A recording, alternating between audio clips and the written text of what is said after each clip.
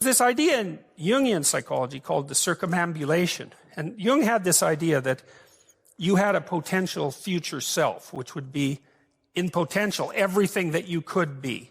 And that it manifests itself moment to moment in your present life by making you interested in things.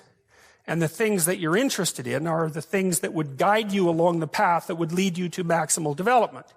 Now, it sounds like a metaphysical idea or a mystical idea even, but it's not. It's not. It's a really profoundly biological idea. The idea is something like, well, you're set up so that you're automatically interested in those things that would fully expand you as a well-adapted creature. Well, like, there's nothing radical about that idea. What else could possibly be the case? Unless there's something fundamentally flawed about you, that is what the situation would be.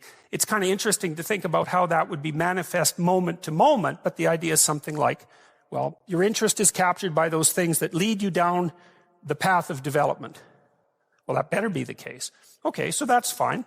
And so there's some utility in pursuing those things that you're interested in. That's the call to adventure, let's say. So, and the call to adventure takes you all sorts of places. Now, the problem with the call to adventure is, like, what the hell do you know? You might be interested in things that are kind of warped and bent. And often it's the case that when new parts of people manifest themselves and grip their interests, say, they do it very badly and shoddily. And so you stumble around like an idiot when you try to do something new. That's why the fool is the precursor to the savior from the symbolic perspectives, because you have to be a fool before you can be a master. And if you're not willing to be a fool, then you can't be a master. So you're going to, it's an error-ridden process. And that's also laid out in the Old Testament stories, because the first thing that happens to all these patriarchal figures when God kicks them out of their father's house when they're like 84 is that they run into all sorts of trouble, and some of it's social and some of it's natural and some of it's a consequence of their own moral inadequacy. So they're fools.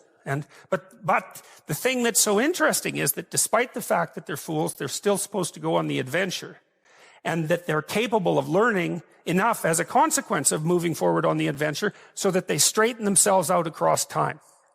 And so it's something like this. This circumambulation that Jung talked about was this continual circling, in some sense, of who you could be. You might notice, for example, that there are themes in your life. You know, when you go back across your experiences, you see you kind of have your typical experience that sort of repeats itself. And there might be variation on it, like a musical theme, but it's like you're circling yourself and getting closer to yourself as you move across time. That's the circumambulation. Now, you remember that for a sec, because we'll go back to it. Okay, so imagine that something glimmers before you. It's an interest that's dawning, and you decide, well, first of all, you're paralyzed. You think, well, how do I know if I should pursue that? It's probably a stupid idea. And the proper response to that is, you're right, it probably is a stupid idea, because almost all ideas are stupid.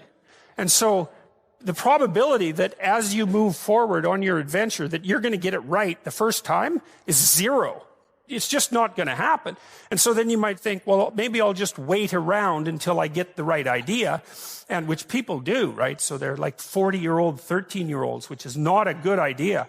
And so they wait around until it's waiting for Godot, until they finally got it right. But the problem is you're too stupid to know when you've got it right. So waiting around isn't going to help, because even if the perfect opportunity manifested itself to you in your incomplete form, the probability that you would recognize it as the perfect opportunity is zero. You might even think it's the worst possible idea that you've ever heard of anywhere. Highly likely. Highly likely. So Nietzsche called that a will to stupidity, which I really liked, because he thought of stupidity as being you have to take it into account fundamentally and work with it. And so you can take these tentative steps on your pathway to destiny, and you can assume that you're going to do it badly. And that's really useful, because you don't have to beat yourself up. It's pretty easy to do it badly. But the thing is, it's way better to do it badly than not to do it at all. And that's a hell of a lot better than just rotting away at home. So that's good. And so why is that? Well, okay, so you start your path and you think that you're heading, towards your star.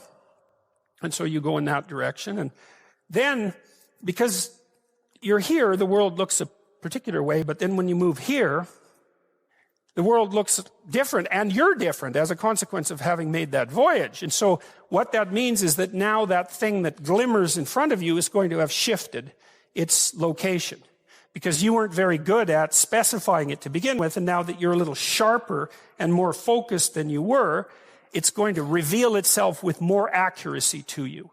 And so then you have to take it's almost like a 180-degree reversal. But it isn't, because, you've gone this far, and that's a long ways to get that far. But that's a lot farther than you would be if you just stayed where you were, waiting. And so it doesn't matter that you overshoot continually, because as you overshoot, even if you don't learn what you should have done, you're going to continually learn what you shouldn't keep doing. And if you learn enough about what you shouldn't keep doing, then that's tantamount at some point to learning at the same time what you should be doing. So it's okay. Now, what's cool about it, though, I think, is that as you progress, the degree of overshooting starts to decline, right?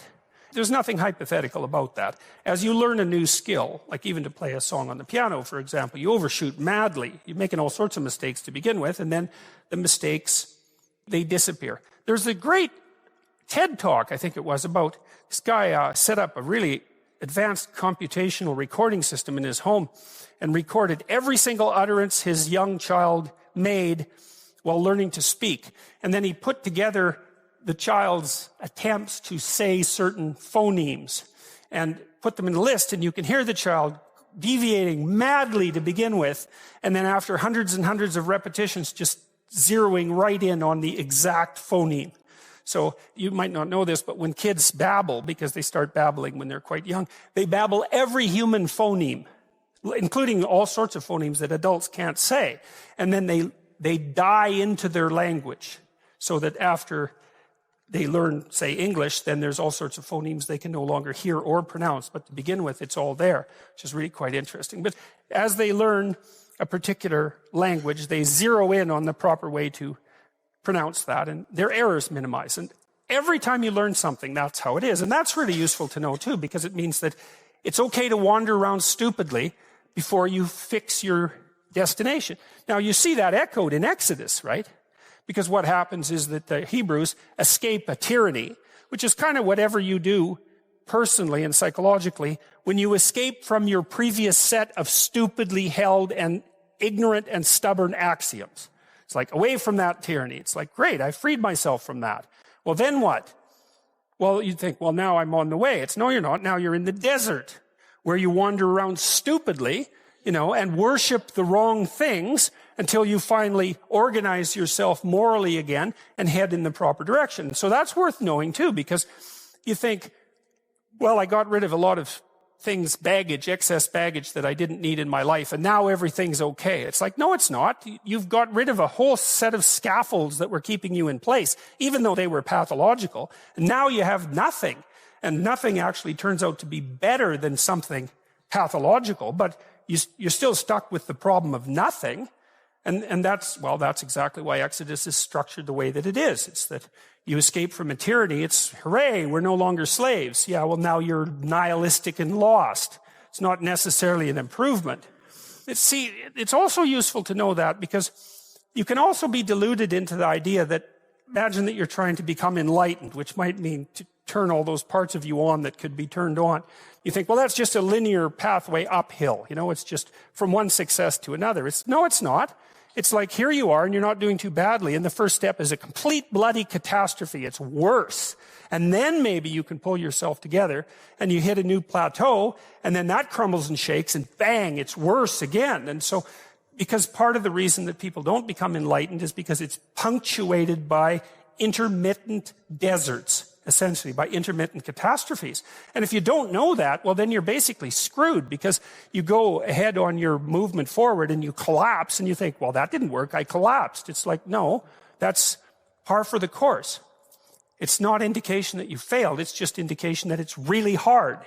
And that when you learn something, you also unlearn something. And the thing you unlearned is probably useful, and unlearning it actually is painful. Let's say if you have to get out of a bad relationship. There isn't any relationship that's 100% bad.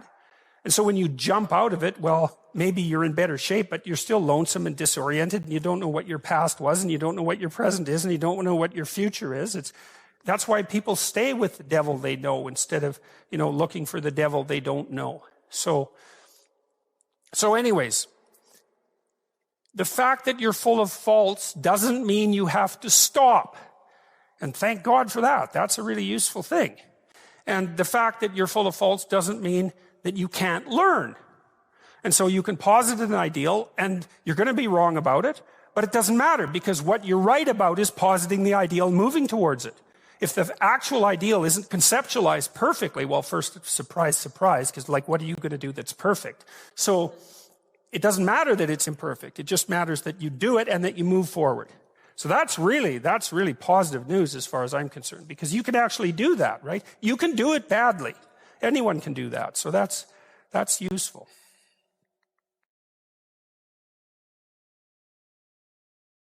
Everybody has their weak sides, let's say, things they're embarrassed about. When I first started going to the gym, I was how old was I? 1985, 23. And I think I weighed 135 pounds, and I was 6'1", very, very thin. 27-inch waist, something like that. I smoked like mad, and I drank too much. I wasn't in good shape. The first attempts forward I took in the gym, I went to this swim exercise class. Jesus, it was me and this really fat guy, young guy, probably not in any worse shape than me, and 7 old women over 70, and they could outswim me. It was pretty damn humiliating. And so I did a semester of that and got myself in somewhat better shape. And then I started to go to the gym to work out, to lift weights. And that was also rough because, I'd be underneath the bloody bench press trying to lift 75 pounds off the rests. And, some muscle-headed bastard would come over and tell me how to do it. And it's yeah, thank you. But it's embarrassing, and lots of times people won't do things like go to the gym because they're so embarrassed about how they look or what sort of shape they're in. And it's a pain to start at the bottom, but you start at the bottom where you're weak. And if you want to rectify what's weak, you have to accept the fact that you're at the bottom and that the first steps are going to be painful. It took me about 3 years, but I stopped smoking, and then I stopped drinking, and I gained 40 pounds of muscle in 3.5 years, something like that. I basically had to stop doing that because I had to eat 6 times a day. It was crazy. But I got a lot more physically confident and a lot more coordinated, because working out with dumbbells makes you coordinated, right? Because it exercises all the small ligaments and the tendons. And so my lower body in particular got a lot more coordinated. Then I could dance. So that was better when I was going out dancing, because I did a lot of that in graduate school. But the point of all this is, if you're going to rectify your weaknesses, you have to admit your insufficiency to your own shame. Now, if the gap between you and your ideal is so great that it paralyzes you, you shrink that, right? Set your ambitions, even if you are uncertain about what they should be. The better ambitions have to do with the development of character and ability, rather than status and power. Status, you can lose. You carry character with you wherever you go, and it allows you to prevail against adversity. Knowing this, tie a rope to a boulder. Pick up the great stone, heave it in front of you, and pull yourself towards it. Watch and observe while you move forward. Articulate your experience as clearly and carefully to yourself and others as you possibly can. In this manner, you will learn to proceed more effectively and efficiently towards your goal. And while you are doing this, do not lie, especially to yourself. If you pay attention to what you do and say, you can learn to feel a state of internal division and weakness when you are misbehaving and misspeaking. It's an embodied sensation, not a thought. I experience an internal sensation of sinking and division rather than solidity and strength when I am incautious with my acts and words. It seems to be centered in my solar plexus, where a large knot of nervous tissue resides. I learned to recognize when I was lying, in fact, by noticing this sinking and division, and then inferring the presence of a lie. It often took me a long time to ferret out the deception. Sometimes I was using words for appearance. Sometimes I was trying to disguise my own true ignorance of the topic at hand. Sometimes I was using the words of others to avoid the responsibility of thinking for myself. If you pay attention, when you are seeking something, you will move towards your goal. More importantly, however, you will acquire the information that allows your goal itself to transform. A totalitarian never asks, "What if my current ambition is in error?" He treats it, instead, as the absolute. It becomes his God for all intents and purposes. It constitutes his highest value. It regulates his emotions and motivational states and determines his thoughts. All people serve their ambition. In that matter, there are no atheists. There are only people who know and don't know what God they serve. If you bend everything totally, blindly, and willfully towards the attainment of a goal, and only that goal, you will never be able to discover if another goal would serve you and the world better. It is this that you sacrifice if you do not tell the truth. If, instead, you tell the truth, your values transform as you progress. If you allow yourself to be informed by the reality manifesting itself as you struggle forward, your notions of what is important will change. You will reorient yourself, sometimes gradually and sometimes suddenly and radically. What happens if, instead, we decide to stop lying? What does this even mean? We are limited in our knowledge after all. We must make decisions here and now, even though the best means and the best goals can never be discerned with certainty. An aim, an ambition, provides the structure necessary for action. An aim provides a destination, a point of contrast against the present, and a framework within which all things can be evaluated. An aim defines progress and makes such progress exciting. An aim reduces anxiety, because if you have no aim, everything can mean anything or nothing, and neither of those two options makes for a tranquil spirit. Thus, we have to think and plan and limit and posit in order to live at all. How then to envision the future and establish our direction without falling prey to the temptation of totalitarian certainty? Some reliance on tradition can help us establish our aims. It is reasonable to do what other people have always done, unless we have a very good reason not to. It is reasonable to become educated and work, and find love, and have a family. That is how culture maintains itself. But it is necessary to aim at your target, however traditional, with your eyes wide open. You have a direction, but it might be ill-formed. You may have been led astray by your own ignorance, and worse, by your own unrevealed corruption. You must make friends, therefore, with what you don't know, instead of what you know. You must remain awake to catch yourself in the act. You must remove the beam in your own eye before you concern yourself with the mote in your brother's. And in this way, you strengthen your own spirit so it can tolerate the burden of existence, and you rejuvenate the state. It is our responsibility to see what is before our eyes courageously and to learn from it, even if it seems horrible, even if the horror of seeing it damages our consciousness and half blinds us. The act of seeing is particularly important when it challenges what we know and rely on, upsetting and destabilizing us. It is the act of seeing that informs the individual and updates the state. You are by no means only what you already know. You are also all that which you could know, if you only would. Thus, you should never sacrifice what you could be for what you are. You should never give up the better that resides within for the security you already have, and certainly not when you have already caught a glimpse, an undeniable glimpse, of something beyond. In the Christian tradition, Christ is identified with the Logos. The Logos is the Word of God.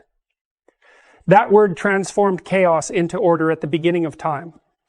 In his human form, Christ sacrificed himself voluntarily to the truth, to the good, to God. In consequence, he died and was reborn. The Word that produces order from chaos sacrifices everything, even itself, to God. That single sentence, wise beyond comprehension, sums up Christianity. Every bit of learning is a little death. Every bit of new information challenges a previous conception, forcing it to dissolve into chaos before it can be reborn as something better. Sometimes, such deaths virtually destroy us. In such cases, we might never recover, or if we do, we change a lot. A good friend of mine discovered that his wife of decades was having an affair. He didn't see it coming. It plunged him into a deep depression. He descended into the underworld. He told me at one point, I always thought that people who were depressed should just shake it off. I didn't have any idea what I was talking about. Eventually, he returned from the depths. In many ways, he's a new man, and perhaps a wiser and better man. He lost 40 pounds. He ran a marathon. He traveled to Africa and climbed Mount Kilimanjaro. He chose rebirth over descent into hell. Imagine, you go to engineering school because that is what your parents desire. But it is not what you want. Working at cross, purposes to your own wishes, you will find yourself unmotivated and failing. You will struggle to concentrate and discipline yourself, but it will not work. Your soul will reject the tyranny of your will. How else could that be said? Why are you complying? You may not want to disappoint your parents, although if you fail, you will do exactly that. You may lack the courage for the conflict necessary to free yourself. You may not want to sacrifice your childish belief in parental omniscience, wishing devoutly to continue believing that there is someone who knows you better than you know yourself, and who also knows all about the world. You want to be shielded in this manner from the stark existential aloneness of individual being and its attendant responsibility. This is all very common and understandable, but you suffer because you are truly not meant to be an engineer. One day you have had enough. You drop out. You disappoint your parents. You learn to live with that. You consult only yourself, even though that means you must rely on your own decisions. You take a philosophy degree. You accept the burden of your own mistakes. You become your own person. By rejecting your father's vision, you develop your own. And then, as your parents age, you've become adult enough to be there for them when they come to need you. They win, too. But both victories had to be purchased at the cost of the conflict engendered by your truth. As Matthew 10:34 has it, citing Christ, emphasizing the role of the spoken truth. Think not that I have come to send peace on earth. I came not to send peace, but a sword. As you continue to live in accordance with the truth, as it reveals itself to you, you will have to accept and deal with the conflicts that mode of being will generate. If you do so, you will continue to mature and become more responsible in small ways. Don't underestimate their importance, and enlarge. You will ever more closely approach your newer and more wisely formulated goals and become even wiser in their formulation when you discover and rectify your inevitable errors. Your conception of what is important will become more and more appropriate as you incorporate the wisdom of your experience. You will quit wildly oscillating and walk ever more directly towards the good, a good you could never have comprehended if you had insisted, despite all evidence, that you were right, absolutely right, at the beginning. If existence is good, then the clearest and cleanest and most correct relationship with it is also good. If existence is not good, by contrast, you're lost. Nothing will save you, certainly not the petty rebellions, murky thinking and obscurantist blindness that constitute deceit. Is existence good? You have to take a terrible risk to find out. Live in truth or live in deceit. Face the consequences and draw your conclusions. This is the act of faith whose necessity was insisted upon by the Danish philosopher Kierkegaard. You cannot know ahead of time. Even a good example is insufficient for proof, given the differences between individuals. The success of a good example can always be attributed to luck. Thus, you have to risk your particular individual life to find out. It is this risk that the ancients described as the sacrifice of personal will to the will of God. It is not an act of submission, at least as submission is currently understood. It is an act of courage. It is faith that the wind will blow your ship to a new and better port. It is the faith that being can be corrected by becoming. It is the spirit of exploration itself. Perhaps it is better to conceptualize it this way.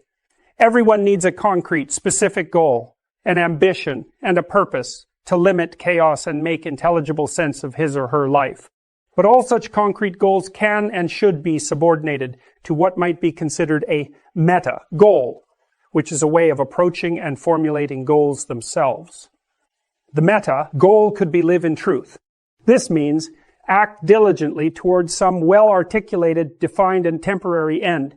Make your criteria for failure and success timely and clear, at least for yourself, and even better if others can understand what you are doing and evaluate it with you. While doing so, however, allow the world and your spirit to unfold as they will, while you act out and articulate the truth. This is both pragmatic ambition and the most courageous of faiths. Aimless is not nothing. Aimless is bad. Nietzsche said if you had a why, you could bear any how. Most people find the meaning in their life through responsibility. I believe the fundamental religious truth of the idea that life is suffering. It's suffering because we're mortal and fragile, and because we're also subject to malevolence at our own hands and at the hands of others. It's a constant existential problem. And that can make you bitter and can make you hopeless and nihilistic and depressed and anxious and likely to abuse substances of various sorts as a medication or an escape. It can augur you in a very large number of ways. And I'm suggesting to people that there is a way out of that. And the way out is to confront that forthrightly and to adopt responsibility in your own life and to try to make the world a better place, and that it's necessary to do that. And that if you don't do that, that things go badly. I think the deck is stacked against everyone to some degree because life is very difficult and we all die. But some people do have it harder than others. And all of us have it very hard at some times in our lives. It's like, well, what's the alternative? You take responsibility for that and try to struggle uphill, because the alternative makes everything worse. Find something in your life that's so worthwhile doing that the fact that you're going to suffer is justifiable. Yeah, life's rough, no doubt about it. And if good luck comes your way, then you should be grateful for it. And if happiness manages to manifest itself, you should be grateful for that too. So then you might ask yourself, well, what's the best antidote to the discomfort of life? And you might say, well, it's comfort. And I suppose that's what you act out when you swaddle a baby. But a better antidote is something like to suffering than the mere absence of suffering. So not than the mere absence of suffering. So not to say that the mere absence of suffering, that's not nothing. I've been a psychotherapist for 20 years. I've seen things you can't imagine. Horror shows that you can't fathom, and people who have been hurt in so many ways, so many dimensions. It's like, should they be bitter? Should they be resentful? Should they become violent? These things don't help. They have to struggle uphill despite their excess burden. And it's responsibility, not guilt. It's the female crucifixion. And that's exemplified best the best portrayal of that I've seen is Michelangelo's Pieta. It's a statue of Mary, and she has Christ's body on her, as an adult, on her lap, and he's broken and destroyed, and, she's displaying that. And that's the bravery of a mother to allow that to happen. But not only that, to facilitate it. Way you go, kid. Way you go. Well, why? It's dangerous out there. It's like, yeah, no kidding. More dangerous here if you stay with me by a lot. So you might lose your body out there in the world, but if you stay here, you lose your soul. It's a pretty competitive world. There's lots of competition for young men in particular. There's competition for status and limited resources and for the attention of women. And just because you're nice doesn't necessarily mean that you come out particularly well in those competitions. I would like to say that you should all be smarter, but I don't know how you could be smarter. We don't know anything about how to improve intelligence, and I suppose we don't really know anything about how to improve industriousness either, but I can tell you that people who are industrious come up with a strategy for solving the problem that's ahead of them, and then they do whatever they can to stick to the strategy. And so, for example, if you sat down today or tomorrow for a couple of hours, 3 hours, and you filled in a Google Calendar, whatever you happen to use, with a strategy for studying and a list of when all your assignments are due and all of that, and when you're going to sit down and study, then you won't be in a position where you have to cram for 10 hours a day hopelessly right before, an important exam. It's beautifully put that love is the highest ideal to reach for, and truth is... It's handmaiden. I thought about that for a long time, right? This hierarchy of ideal.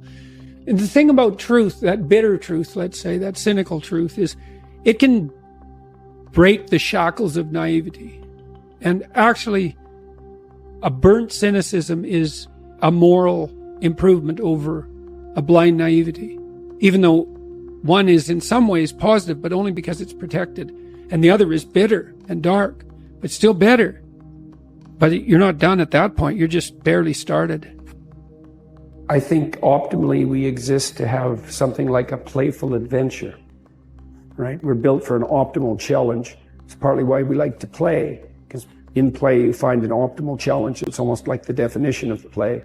And so if you can organize yourself and the world optimally, then you have adventure, and maybe you have the adventure of your life.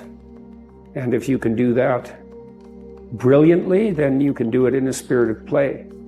That's what you need and want. I saw in endless repetition in my clinical practice and in my own private life, when my eyes were open, the consequences of not saying what was true. It's like whatever hell you might fall into by opening your mouth when you have something to say that isn't popular, it's nothing like the hell that you're going to envelop yourself in if you lose control of your own tongue and mind. And like I said, in my clinical practice, I never saw anyone get away with anything even once. And so all you have in a situation like that is what is the truth. Now, of course, you only have your approximations to the truth, but that's better than nothing. And so you need to be afraid of the right thing, and you should be afraid of contaminating your soul with deceit.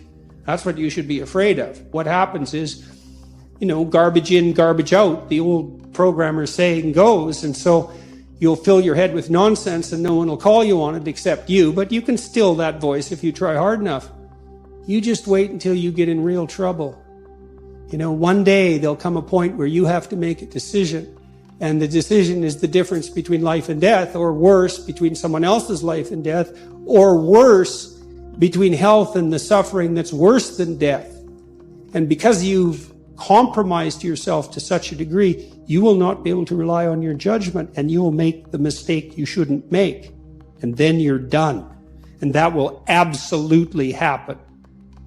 Yeah, well, you set what's great against what's tragic. Yeah. What else could you possibly do? And so then you say, well, how do you find what's great in your own life? And part of that is you watch. It's like, when is it that I'm doing something that alleviates my suffering? Right? It's you have to ask that question to yourself honestly. One of the things you have them do is say, well, why don't you just watch for a week? Like, watch yourself like you don't know who you are, and just see when you're not quite as miserable.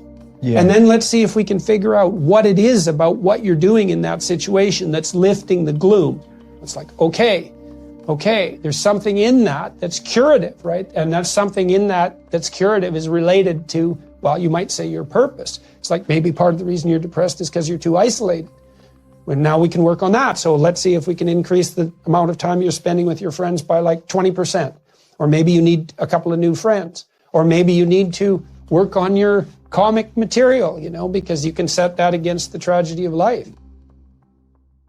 The hero story is another fundamental element of the clinical theories, I would say.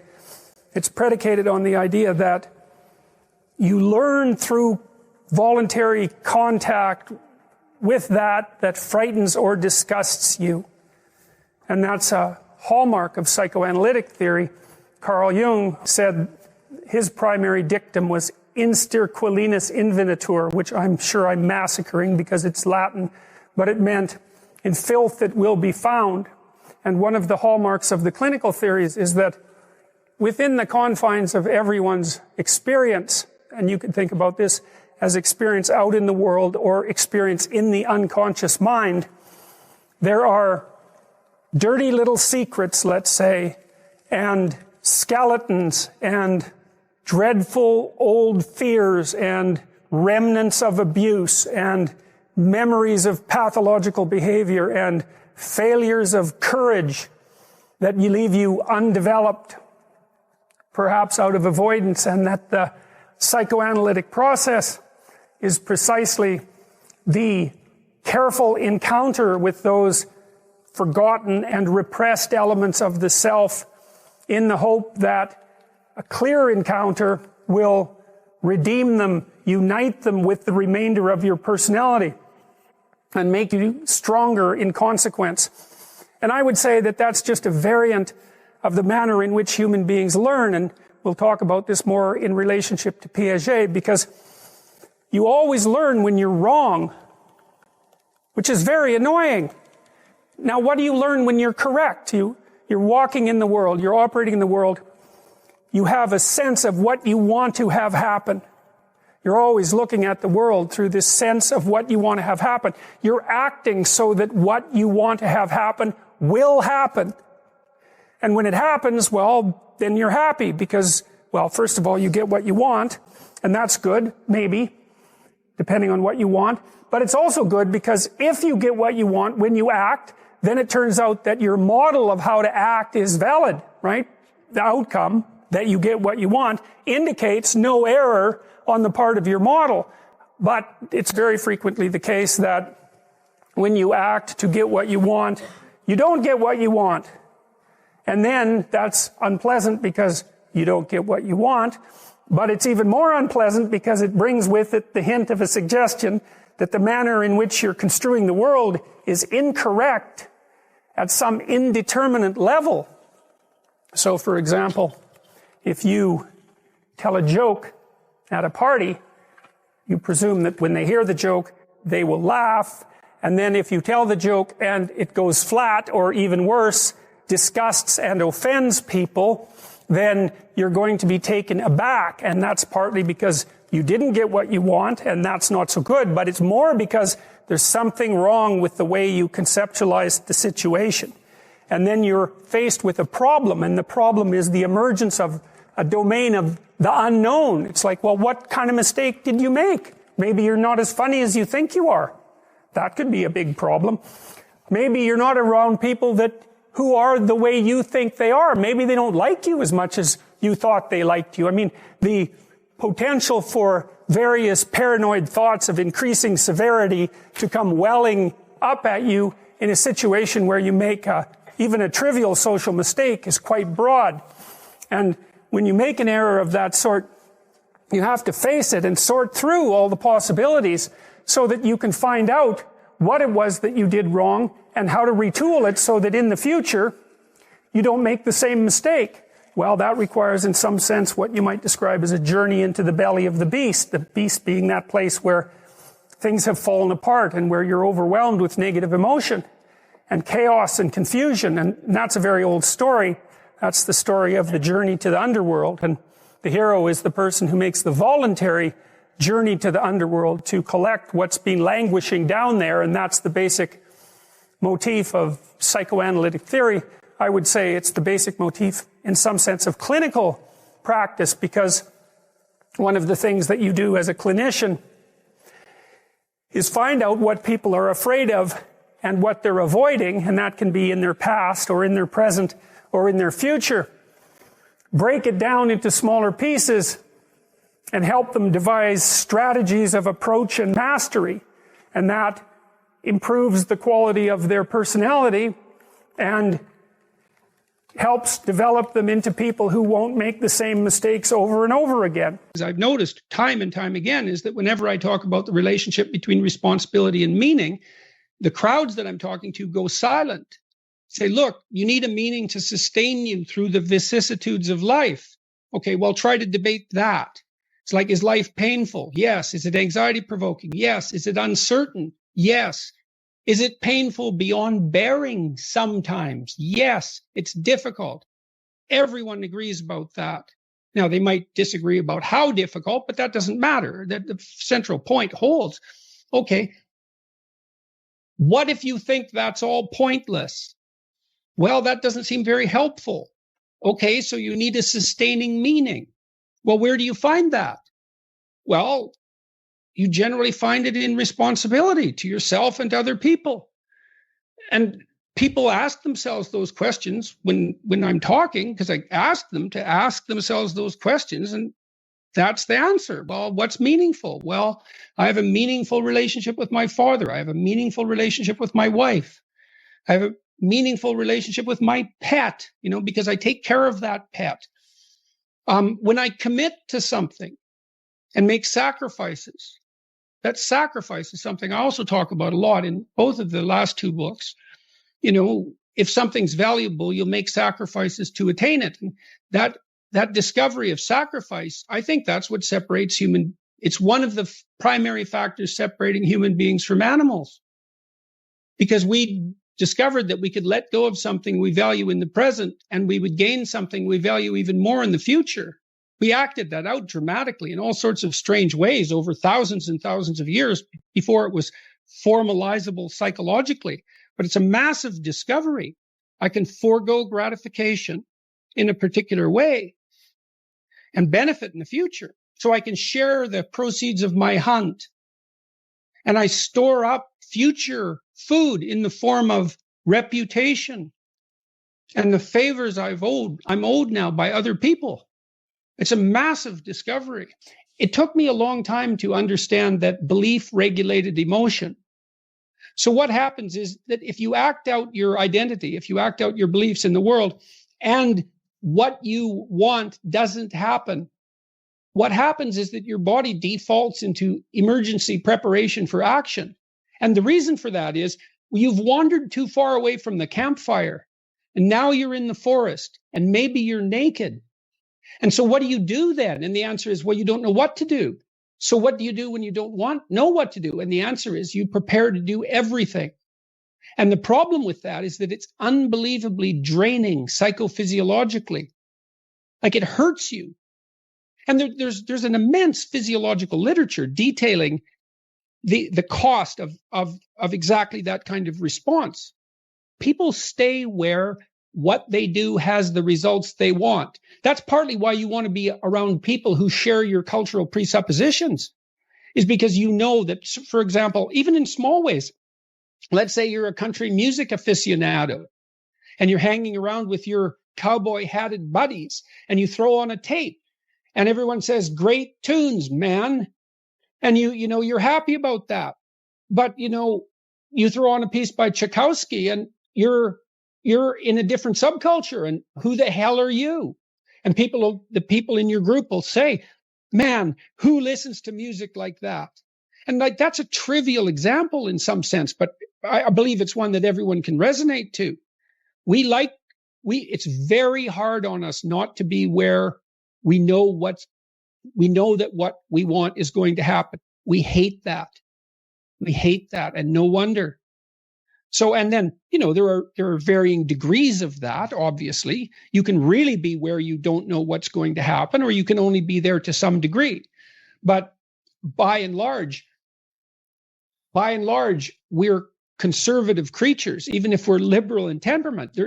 We can't tolerate that much uncertainty. And you might ask, well, why? And the answer is, well, because you can be hurt. Pain, you can be damaged, you can become intolerably anxious, and you can die.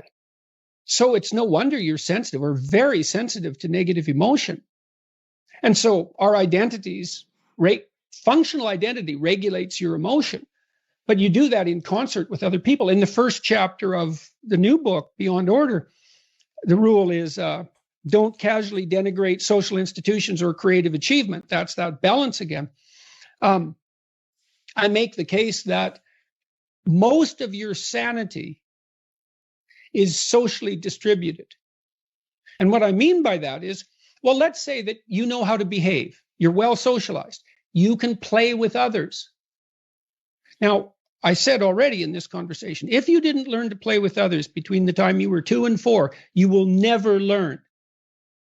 And psychologists have beat their heads against the wall trying to rehabilitate antisocial children. They can't do it after the age of 4. Well, it seems to be part-related. Do not allow yourself to become arrogant, deceitful, or resentful. I might have the order wrong there, but that's the chapter. Yeah, it opens with a discussion of why you would get resentful. It's like, well, Culture's arrayed against you, so you're the target of tyrannical forces that are beyond your control. They're arbitrary. They don't work in your interest, at least not entirely. And the more eccentric you are, let's say, the more tyrannical culture will be to you. And so you're stuck with that. And then nature conspires to destroy you constantly and is going to do that with pain and anxiety and aging. And then there's the uncontrollability and darkness of your own psyche. And everyone faces those. Now, we face the positive elements of those too, the beneficence of culture, the beauty of nature, the glory of the human spirit. That's there as well. You have reasons to be deceitful, resentful, and arrogant, but it's not a good game unless you want to produce hell. You know, I took the idea that we were supposed to learn something from the horrors of the Second World War seriously. Never forget, okay? You can't remember what you don't understand. So what are we supposed to remember? What are we remembering? The fact that all these people were murdered? No, we're supposed to remember that that was a revelation of the genocidal nature of the human psyche. That's partly why I'm so impressed, let's say, with the story of Cain and Abel. I dealt with that in my biblical lecture series and in my writings. You know, the first two human beings, according to the book upon which our culture is predicated for better or worse, the first two human beings, brothers, the adversary and the hero, the archetypal adversary and the hero, put right at the beginning of that amazing book. It's the beginning of history. Cain's sacrifices are rejected by God. Okay, well, how do we understand that? That's easy. Once you know the key, you make sacrifices to make the future better. Well, what if that doesn't pay off? Well, you know, think about that. You know what that's like. You endeavor to do something and it doesn't work. You're not appreciated for who you are. You fail.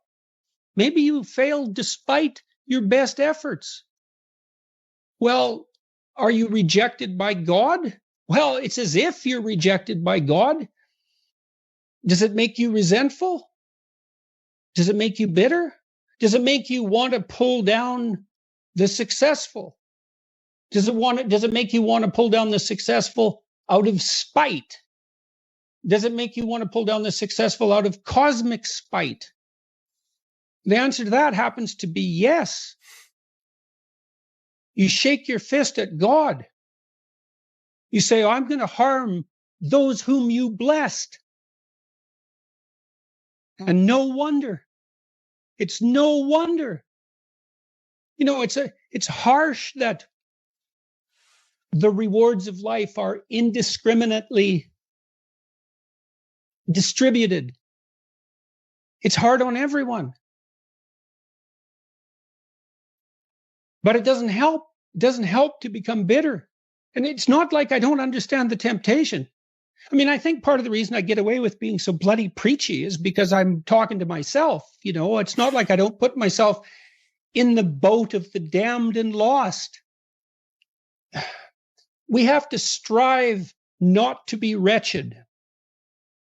There's something that doesn't seem fair about that. Why couldn't we just be happy being who and what we are? Why is it that we're punished if we don't strive? Well, I don't know. We're negentropic organisms, right? I mean, we have to maintain this incredible complexity in the face of a dissipating universe. It requires effort.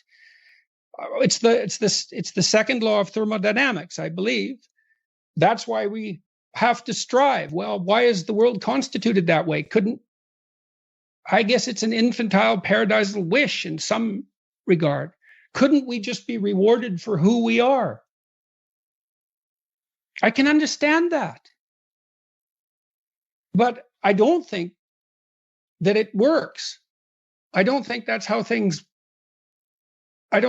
function like that. And I don't think probably in the final analysis we really want them to. I don't know if anyone enjoys undeserved reward. You know, it feels kind of creepy, doesn't it, to be rewarded for something you didn't do? The positive emotion that we find sustaining is experienced in relationship to an unachieved goal. It's hope that drives us forward. We want something, and if we see ourselves moving towards that, then we're in the grip of the positive emotion that we find sustaining. It isn't the attainment. Attainment is satiating. Attainment shuts down the system that has been striving for that particular object of attainment. If you're hungry and you eat, you stop being hungry. Now, that's good because the hunger is gone, but that whole frame disappears. You can no longer strive within that frame, and you need a new frame to strive towards. And so technically, and this is well established as far as I'm concerned. We even know the drugs that people abuse, cocaine, let's say, amphetamines, the ones that are potent sources of positive emotion, activate the system that regulates our emotional response to evidence that we're moving towards a desired goal. So cocaine, for example, is an exhilarating drug. It makes you feel that things are worthwhile because it hijacks the system that does indicate that things are worthwhile. So this is deeply, this striving aspect is deeply rooted in our biology for obvious reasons. Pick something, aim at it. As you move toward it, you'll get wiser. Then maybe your aim will change. That's okay, but at least it'll change in an informed way. It's like discipline yourself in one dimension. See what happens. The best we have might not always work, but it's still the best we have. And the fact that it might not work doesn't mean we should throw it away. First thing I would say is, well, you should be afraid of taking risks and pursuing something meaningful. But you should be more afraid of staying where you are if it's making you miserable.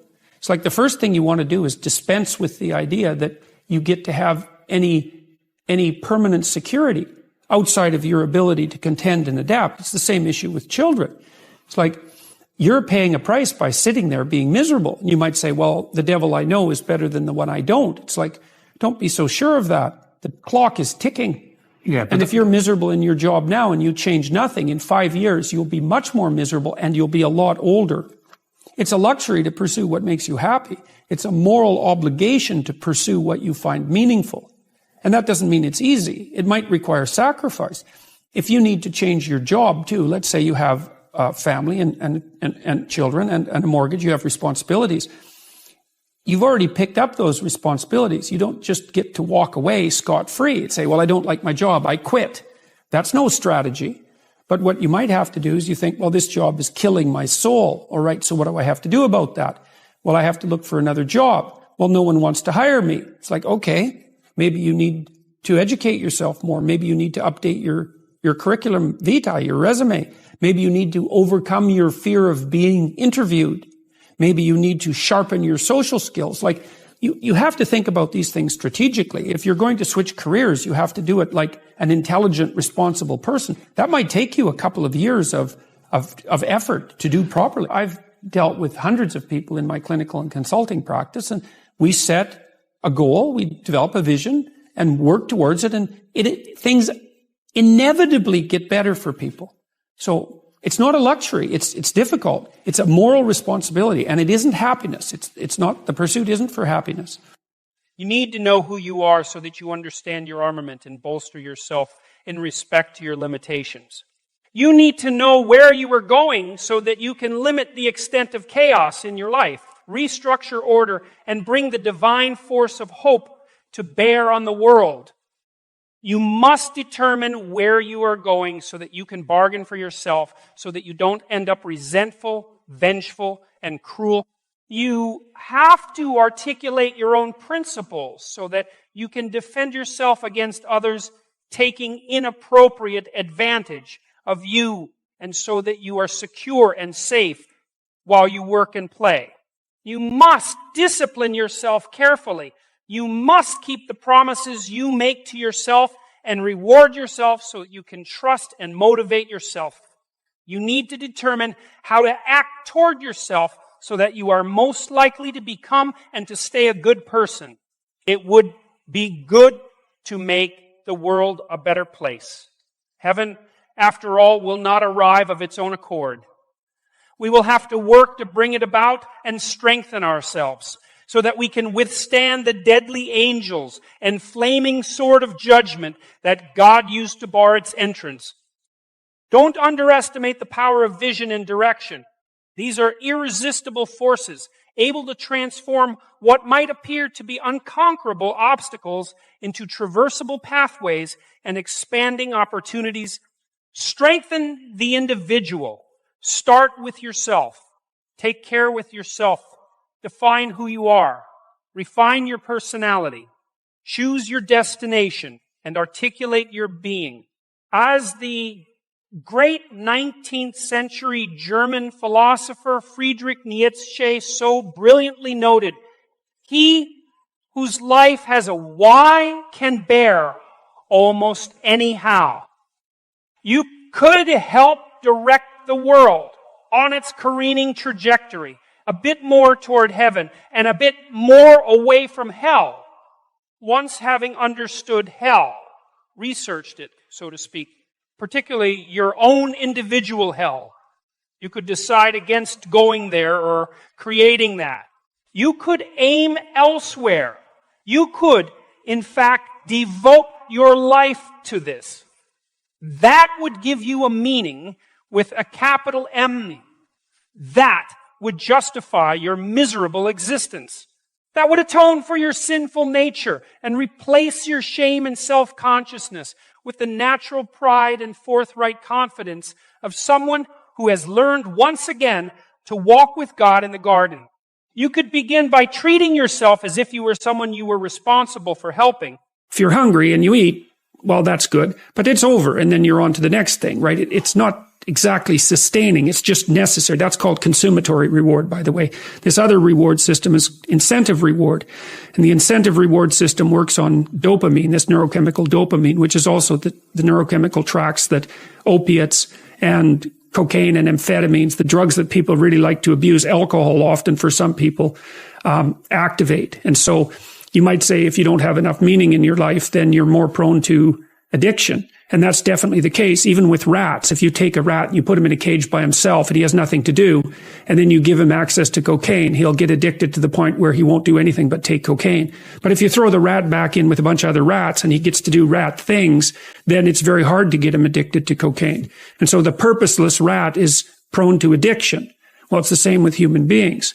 Now, here's a corollary to that, which is really cool. So the magnitude of the reward you experience as you're moving towards a goal is proportionate to the importance of the goal. So that means the more important the goal you pick, the more possibility there is for the kind of reward, let's say, it's really a state of being that is life-affirming. And it is directly life-affirming in that, you know, like if you're in a football game and it's an important football game and maybe you break a finger.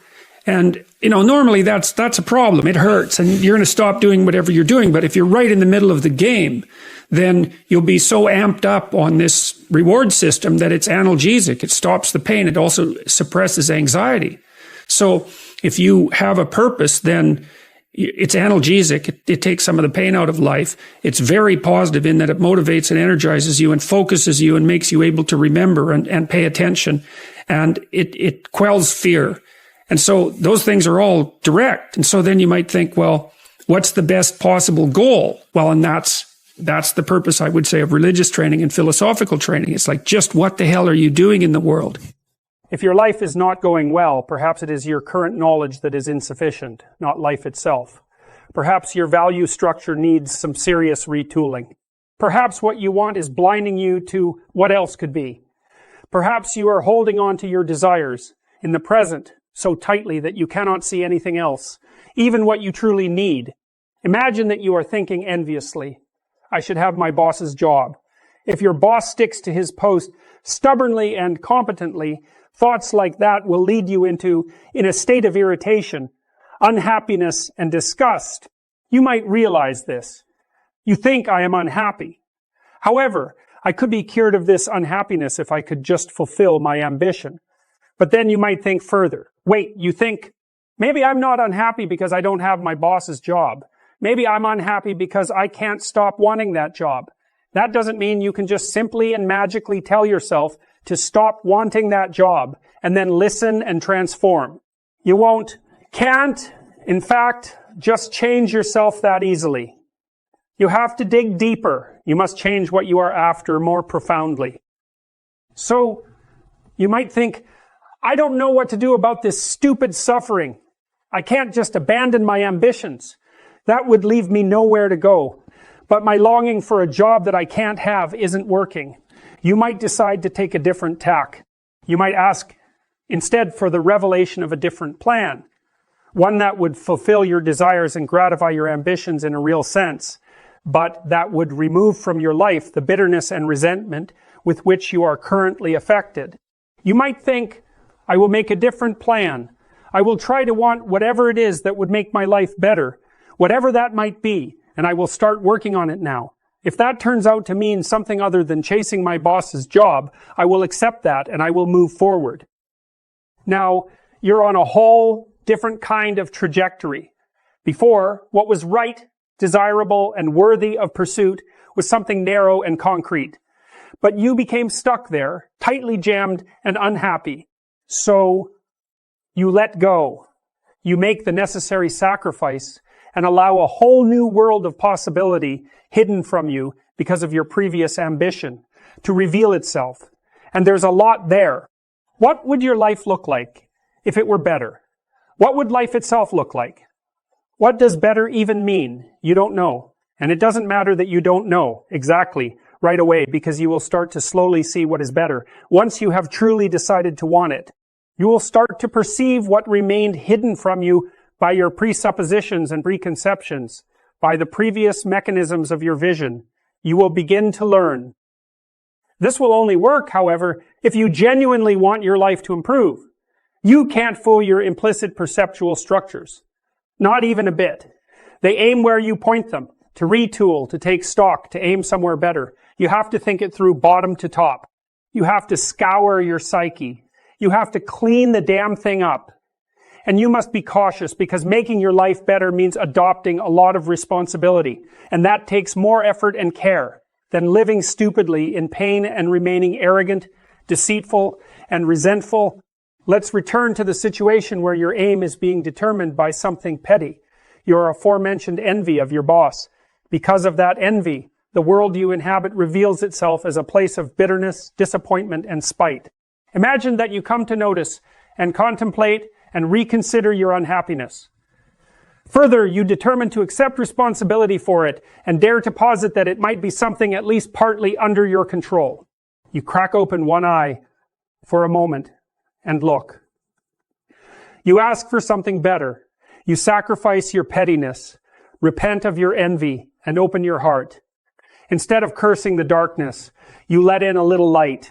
You decide to aim for a better life instead of a better office. But you don't stop there. You realize that it's a mistake to aim for a better life if it comes at the cost of worsening someone else's. So you get creative. You decide to play a more difficult game. You decide that you want a better life in a manner that will also make the life of your family better, or the life of your family and your friends and the strangers who surround them. What about your enemies? Do you want to include them too? You bloody well don't know how to manage that. But you've read some history. You know how enmity compounds. So you start to wish even your enemies well, at least in principle, although you are by no means yet a master of such sentiments. And the direction of your sight changes. You see past the limitations that hemmed you in unknowingly. New possibilities for your life emerge, and you work toward their realization. Your life indeed improves. And then you start to think further, better. Perhaps that means better for me and my family and my friends, even for my enemies. But that's not all it means. It means better today in a manner that makes everything better tomorrow and next week and next year and a decade from now and 1,000 years from now and forever. And then better means to aim at the improvement of being with a capital I and a capital B. Thinking all of this, realizing all of this.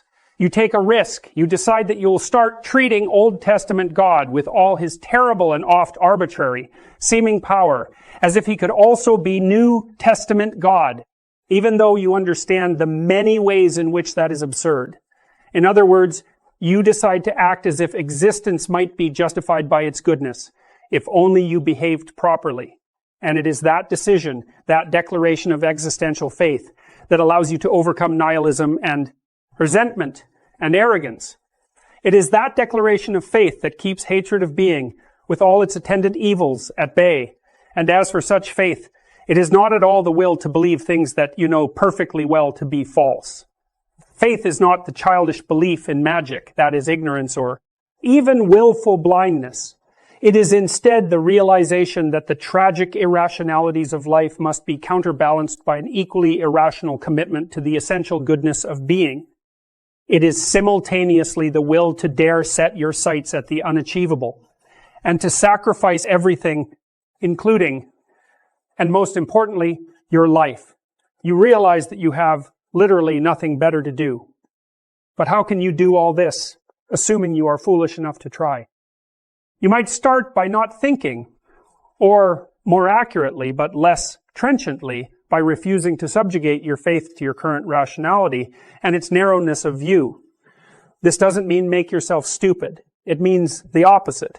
It means instead that you must quit maneuvering and calculating and conniving and scheming and enforcing and demanding and avoiding and ignoring and punishing. It means you must place your old strategies aside. It means instead that you must pay attention as you may never have paid attention before.